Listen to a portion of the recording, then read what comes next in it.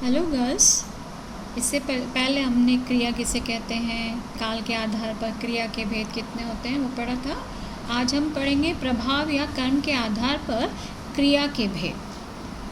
कर्म के आधार पर क्रिया के दो भेद होते हैं, सकर्मक क्रिया और अकर्मक क्रिया।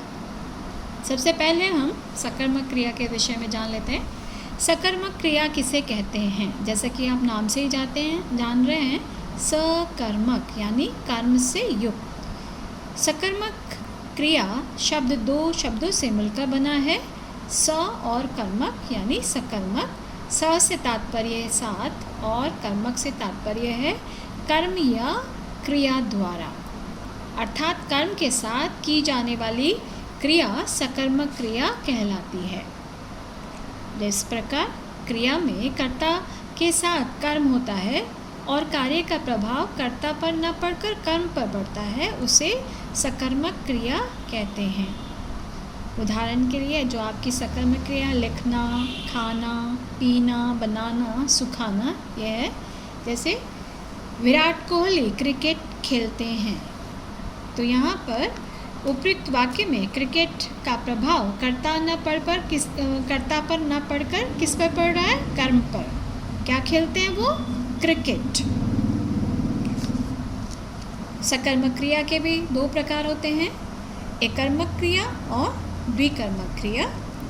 एककर्मक क्रिया जिन क्रिया शब्दों द्वारा क्रिया के एक कर्म का बोध होता है, उसे एककर्मक क्रिया कहते हैं। यानी जिस वाक्य में आपको एक कर्म यानी कर्ता एक कर्म कर रहा है, जैसे दीपिका ने माला बनाई। दीपिका ने क्या बनाई, माला। तो यहाँ पर दीपिका के द्वारा क्या कर्म किया जा रहा है, माला बनाने का। ठीक है, तो यहाँ पर एक ही कर्म दिखाया गया है। द्विकर्मक में जैसे जिन क्रिया शब्दों के द्वारा क्रियाओं के दो रूप वर्णित होते हैं, उसे द्विकर्मक कहते हैं। जैसे सीमा ने सौम्य से गीत सुना। सीमा ने किससे और क्या, किससे यानी सौम्य से, क्या सुना, गीत सुना।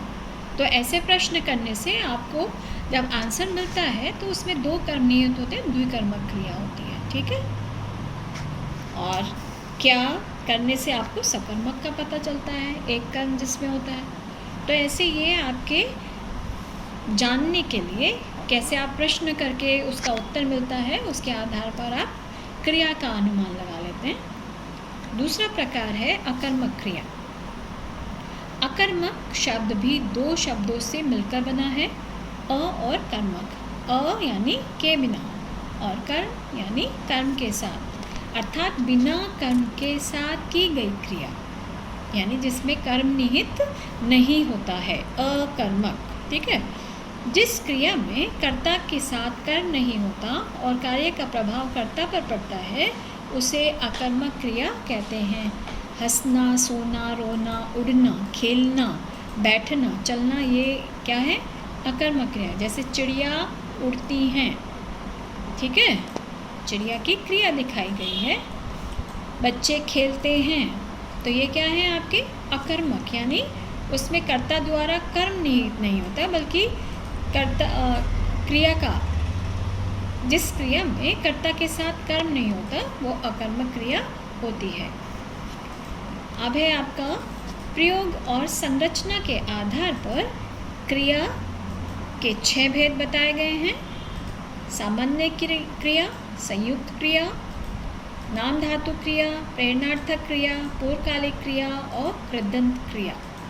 तो ये आपके संरचना के आधार पर क्रिया के 6 भेद हैं। अब हम नेक्स्ट वीडियो में क्रिया के 6 भेद के विषय में विस्तार से पढ़ेंगे। इसी के साथ धन्यवाद।